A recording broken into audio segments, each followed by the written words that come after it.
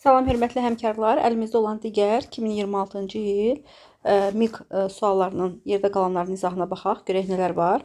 Bəzilərini mən izah elədim artıq, bəzilərini indi izah eləyəcəm. Deyir ki, belə bir polimer veribdir. Deyir, bu polimer hansı maddələrdən təşkil olunubdur? Aydın məsələ ki, burada baxan kimi özünüz də görürsünüz ki, deməli, bax, etilen hissəsidir bura. Bura isə propilen hissəsidir. Etilenlə propilenin birgə polimeridir.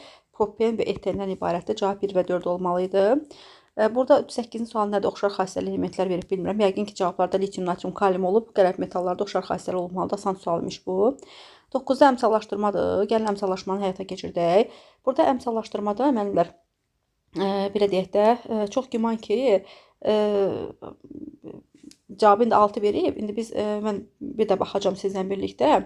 Deməli, deyir ki, mis 1 sulfid, hidrogen peroksid və nitrat turşusunun reaksiyasını verib, reaksiya məhsullarını da veribdir. İndi əmsallaşmanı tələb eləyir bizdən. Suyun əmsalının neçə olduğunu müəyyənləşdirməyə tələb eləyir. Gəlin bir yerdə baxaq. Deməli, mis burada müsbət bir oksidləşmə dərəcəsi göstərir. Özünüzə baxanda görürsünüz. Mis müsbət 1-dən müsbət 2-yə keçid eləyibdir. Hidrogen peroksidə də baxanda, hidrogen peroksid oksigen mənfi bir oksidləşmə dərəcəsi göstərir. Sonra oksigen mənfi 2-yə keçid eləyibdir. HNO3-də azot müsbət 5 dəyişməyibdir. Kükürt dəyişə bilər. Kükürt kuprum KS-də mənfi 2 oksidləşmə dərəcəsi göstərir. HKSO4 isə müsbət 6 göstərir. Qrupda olan müəllimlər zaten bilirlər. Biz bunu çox asan yolla həll edirik bu əmsallaşdırmanı. Çünki xüsusi qaydamız var. Mis müsbət 1-dən mis müsbət 2-yə gəldi. Çıxılsın bir elektron. Sağda da solda da müsait bir oksidləşmə dərəcəsi olduğuna görə indeksi soldan, yəni soldakı misdən götürüb əmsalda sola yazırıq. Çıxılsın bir elektronu 2-yə vururuq, çıxılsın 2 elektron yazırıq və indeks soldan əmsal sola. Oksigen mənfi 1-dən oksigen mənfi 2-yə keçid eləyibdir. Gəlin belə edək, oksigeni hələ yazmayaq. Hələ oksigeni yazmayaq. Çünki burada oksidləşmə reaksiya reaksiyasının xüsusi növüdür. Bir neçə element eyni vaxtda oksidləşmə dərəcəsini dəyişəndə bunlara oksidləşmə reaksiya reaksiyalarının xüsusi növü deyilir. Ona görə digər hələ baxarıq birazdan. Mis müsbət 1-dən müsbət 2-yə gəlmişdi. Çıxılsın 1 elektron, amma indeks 2 olduğuna görə çıxılsın 2 elektron yazmışam. Sonra da baxaq kükürdə. Kükürt mənfi 2-dən kükürt müsbət 6-ya gəlib çıxılsın 8 elektron. Burada da indeks soldan əmsal sola. Solda kükürdün indeksi 1 olduğuna görə daha doğrusu çıxılsın 8 elektron olduğu kimi saxladım. Sonra baxırıq oksigenə. Oksigen mənfi 1-dən oksigen mənfi 2-yə keçid eləyibdir. Üstə gəlsin 1 elektron yazmalıyım. Amma indeks soldan əmsal sola. Çünki solda oksigenə aid daha çox oksidləşmə dərəcəsi olduğuna görə sol tərəfdəki oksigen indeksini götürəcəm. 2 olduğuna görə indeks üstə gəlsin 1 elektronu 2-yə vurub üstə gəl 2 elektron yazacağım. Sonra oksidləşmə reaksiyasının xüsusi növü olduğuna görə çıxılsın 2 elektron, çıxılsın 8 elektron, 10 elektronu burada yazdıq. Burada da 2 elektron qəbul olunmuşdu. Sonra yerlər dəyişəcək 2, 10, ixtisar aparacaq 1, 5 yazacaq. Soldakı kuprum KS-in qarşısına bir əmsal düşəcək. Gəlin rəngini dəyişək. Göy götürdüm. Yəqin ki, sizə uyğun olar. Kuprum KS-in qarşısına bir əmsal düşəcək. 5 də düşəcək HKO2-nin qarşısına. Bitdi, getdi. İndi misin sayını 2-yə tamamlamaq üçün mis nitrata 2 yazacağım. Kükürdün 1 olduğuna görə HKSO4-də 1 yazacağım. Baxırıq indi hidrogenə. 10 hidrogen oldu. Burada 2 var. 8 çatmır. Onda görək nə qədər oldu. Bir dəqiqə baxaq. 10 burada.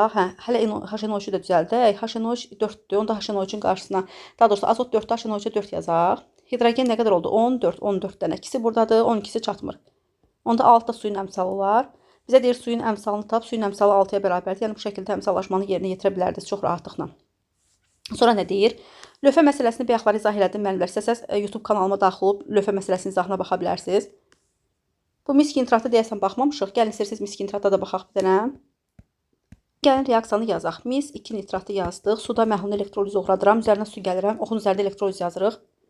Katoda mis gedir. Anoda oksigen gedir. Məhlulda da HNO3 özü qalır. Əmsallaşdırırsaq misk nitratın qarşısına 2, suyun qarşısına 2 yazsaq. Deməli, həmçinin bizə də 2 yazmalıyıq. Deməli, NO3 qalığı 4 olduğuna görə HNO3-ə 4 düşdü. Ümumiyyətlə, bu məsələdə ən rahat əmsallaşma yolu birbaşa suyun qarşısına 2 yazmaqdır. 2 yazsaz əmsalınız tamamilə doğru olacaq. Yəni, suyun qarşısına 2 yazıb, digərlərini də rahatlıqla tamamlaya bilərsiniz. İndi məhlulumuz 400 qramda 18,8%. Gəlin 400-ün 18,8%-ni tapaq. Bunun üçün 400-ü vururam 18,8-ə, bölürəm 100-ə. Bunlar ixtisar gedir. 4-ü 18,8-ə vuranda bizim həll olan maddəmizin kütləsi 75,2 qram qalır.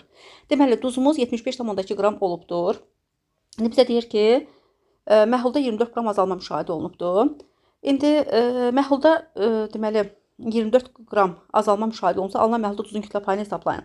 İndi biz bilirik ki, buradakı azalma mis və oksigenə görədir.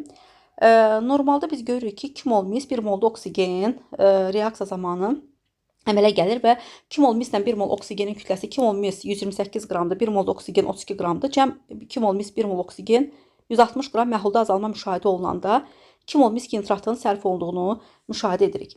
160 qram azalma zamanı 2 mol misk nitrat, misk nitratın da emeri neçə olur müəllimlər? Deyəsən səhv eləmirəmsə 188 qramdır. Əgər səhv eləmirəmsə. Onda 2 mol misk nitrat 2 vurulsun 188 qramdır. 2 vurulsun 188 qram misk nitrat sərf olunanda 160 qram məhlulda azalma müşahidə olunursa, 24 qram azalmada gəlin görək nə qədər misk nitrat sərf olunacaq. Buradan sərf olunan misk nitratın kütləsini tapa bilərik 56,4 qram. İndi misk nitratın əvvəlki kütləsi 75,2 qram idi. İndi bunun 56,4 qramı sərf olundu. 75,2-dən 56,4 qram sərf olunanda gəlin görək nə qədər misk nitratımız əlimizdə qaldı. İndi gəlin onu hesablayaq. Deməli 75,2-dən çıxıram 56,4-ü.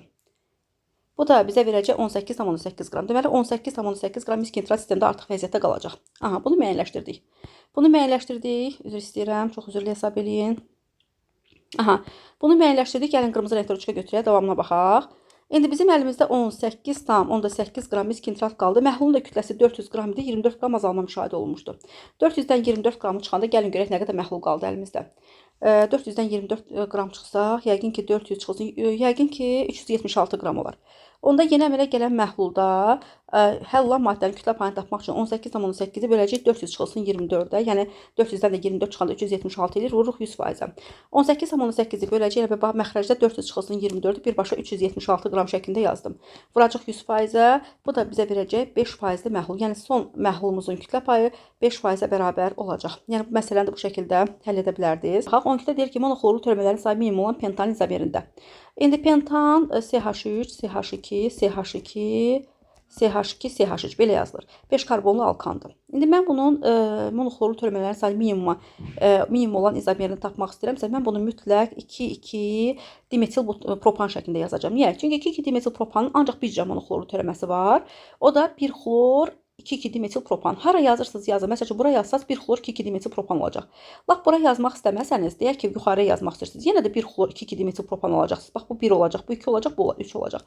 Amma pentan özünü yazanda burada 1 xlor pentan, 2 xlor pentan, 3 xlor pentan kimi izomerlər çıxır. O zaman pentanın monoxlorlu törəmələrinin sayı minimum olan izomeri deyəndə biz 2 deməli dimetil propan düşünürük. Onda bu ikinci karbon oksidaşma dərəcəsini tap deyəndə, baxın, digər karbonlar CH3-dür. Həmən karbonlarda karbon oksidaşma dərəcəsi -3-dür. Ortadakı karbon heç bir hidrogen qonşusu olmadığına görə, özü tək olduğuna görə oksidaşma dərəcəsi 0 olacaq. Doğru cavab burada 0 qəbul etməli idiniz.